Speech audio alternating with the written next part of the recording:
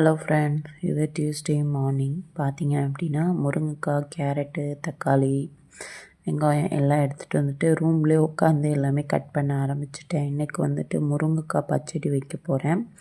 Carrot பொரியல் வந்து செய்ய போகிறேன். ஈவினிங் மேலே சாதம் வந்து வடிச்சுக்கலாம் அவர் வர்றப்ப அப்படின்னு சொல்லிட்டு.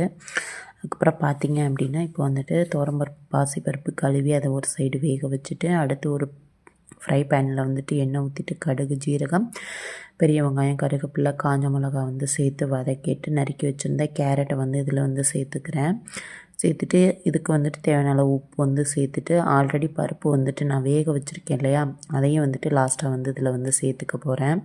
கொஞ்சம் தேங்காயும் கொஞ்சம் பருப்பும் போட்டு பொரிச்சு எடுத்தோம் அப்படின்னா டேஸ்ட்டு நல்லாயிருக்கும். நீங்கள் ட்ரை பண்ணி பாருங்கள். அதுக்கப்புறம் ஒரு கடாய் வச்சுட்டு இதில் வந்துட்டு எண்ணெய் ஊற்றிட்டு கடுகு, ஜீரகம் வந்து சேர்த்துட்டு அதை நல்லா பொரிஞ்சதுக்கப்புறம் வெங்காயம், தக்காளி, பச்சை மிளகா, அதுக்கப்புறம் கருவேப்பிலை, பூண்டு இதெல்லாமே சேர்த்து நல்லா வந்து வதக்கிக்கலாம். இன்றைக்கி வந்துட்டு பச்சை மிளகா அதிகமாக போட்டிருக்கேன், மிளகா பொடி போட மாட்டேன். முருங்கைக்காய் போட்டு வதங்கினதுக்கப்புறம் பார்த்திங்கன்னா மஞ்சத்தூள், அதுக்கப்புறம் மல்லித்தூள் மட்டும் நான் வந்து தேவைக்கேற்ப சேர்த்துட்டு, அதுக்கப்புறம் இதை வந்துட்டு நல்லா வதக்கிட்டு, அதுக்கப்புறம் வேக வச்சுருந்த பருப்பு வந்து நம்ம இதில் வந்து சேர்த்துக்கலாம். இப்போ சேர்த்துட்டு நல்லா ஒரு கொதி வந்துட்டு வரணும். முருங்கைக்காய் நல்லா வெந்ததுக்கப்புறம் பார்த்திங்க அப்படின்னா இதில் லைட்டாக பெருங்காயத்தூள் வந்து சேர்த்துட்டு லாஸ்ட்டாக இறக்கும்போது கொத்தமல்லி தழை தூவிட்டு இறக்க வேண்டியதான்.